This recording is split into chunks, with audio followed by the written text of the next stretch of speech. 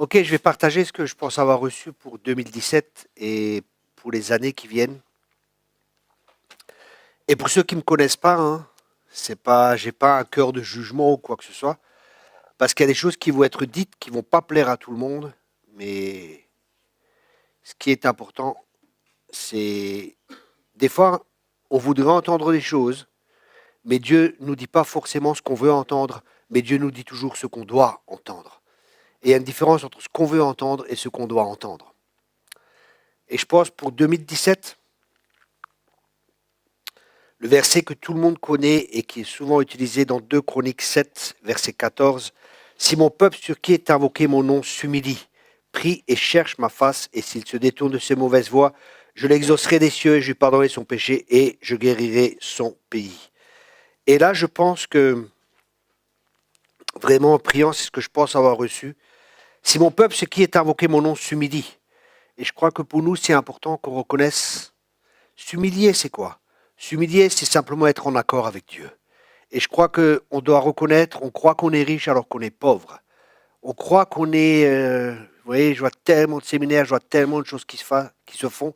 Et tout ça, c'est pas négatif. Mais quand je vois l'impact et l'influence de l'Église dans le monde, et quand je lis les réveils et tout ce qu'il y a eu par le passé, je me dis, waouh, quelque part, il manque quelque chose. Et je pense vraiment que s'humilier, c'est reconnaître où nous en sommes réellement. Et ça va nous conduire à quelque chose. Ça va nous conduire après à prier, à chercher Dieu, à chercher sa face. Et quand on rencontre Dieu, on a des choses dans notre vie, et je parle pour chacun de nous, on a des choses dans notre vie qu'on n'est même pas conscient, mais plus on s'approche de Dieu, plus on s'approche de la lumière. La Bible dit, à ta lumière, je vois la lumière. Et je pense que Dieu va révéler de plus en plus des choses dans notre cœur, et on va se détourner. Parce que je crois aussi que ce qui va se réaliser, c'est dans Ésaïe 60, lève-toi, sois éclairé, car ta lumière arrive et la gloire de l'Éternel se lève sur toi. Et se lever, je pense, c'est justement s'humilier, c'est être en accord avec Dieu.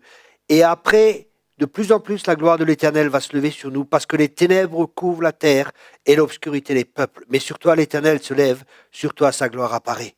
Et je crois que de plus en plus, la sainteté et la gloire de Dieu va se manifester dans l'Église.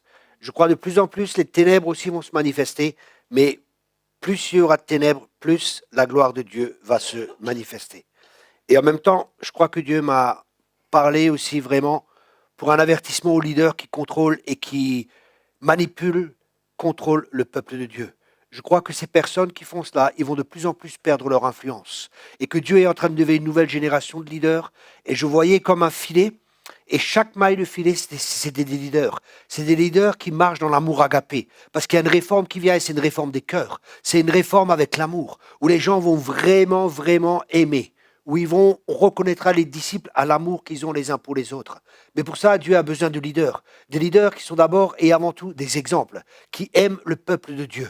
Et c'est ces leaders qui vont gagner de plus en plus en influence, et les autres leaders qui manipulent, qui contrôlent, qui oppriment. Ces bergers qui se pèsent des brebis et qui ne sont pas là pour nourrir et pour les aider, pour les emmener dans leur destinée, qui ne sont pas des pères. Parce qu'une nouvelle génération va se lever de pères et de mères dans l'Église, parce qu'on est dans des temps où la révélation des fils va augmenter dans l'Église, parce que la création entière soupire après la révélation des fils de Dieu. Et ça, c'est une révélation que Dieu va amener de plus en plus dans l'Église, qui nous sommes en tant que fils. Parce que plus nous comprenons qui nous sommes en tant que fils, plus nous allons agir en tant que fils, et ça va affecter la nature, ça va affecter toute chose.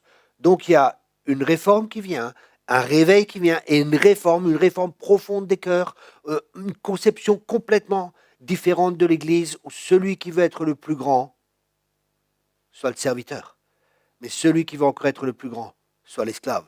Et des leaders qui vont vraiment marcher dans l'amour agapé, des leaders humbles, remplis, doux et humbles de cœur comme Jésus. C'est ces leaders que Dieu va lever de plus en plus. Et comme dit les autres leaders qui essayent de contrôler, de manipuler le peuple de Dieu, ils vont perdre de leur influence.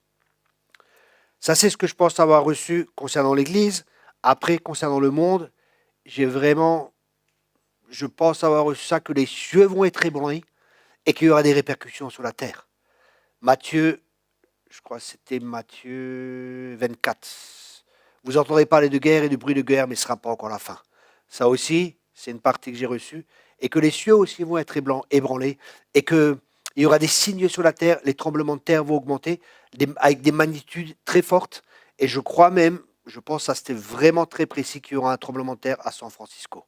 C'était vraiment quelque chose de très précis, mais vous savez, la Bible, elle dit d'éprouver les prophéties, donc on verra si ça se réalise ou si ça ne se réalise pas.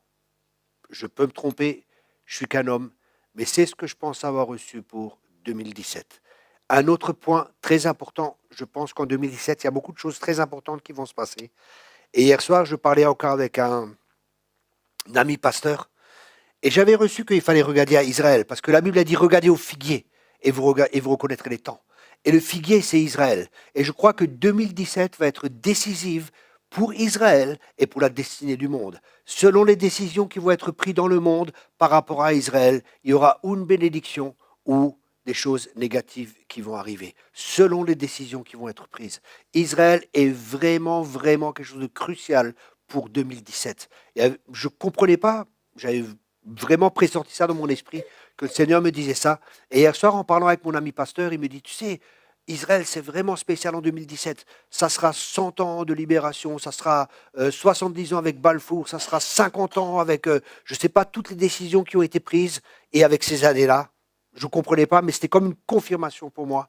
Donc pour nous, il est important de voir ce qui se passe en Israël, de prier pour Israël et de prier pour Jérusalem. Parce que la Bible a dit que je ferai de Jérusalem une coupe d'étourdissement pour toutes les nations. Et je crois que nous entrons de plus en plus dans ces temps. Mais nous n'avons rien à craindre. Dieu est avec nous. Et si Dieu est avec nous, qui peut être contre nous? Mais je crois qu'il y a une grande moisson qui va venir, comme dit. J'ai vraiment vu un filet. Et les mailles des filets, c'était des leaders qui sont là pour prendre la moisson. Et cette moisson ne sera plus, elle ne sera pas perdue. Parce qu'il y aura des leaders qui seront là, des leaders qui auront un cœur de père et des cœurs de mère qui prendront vraiment soin des brebis que le Seigneur leur confie. Voilà ce que je pense avoir reçu pour 2017.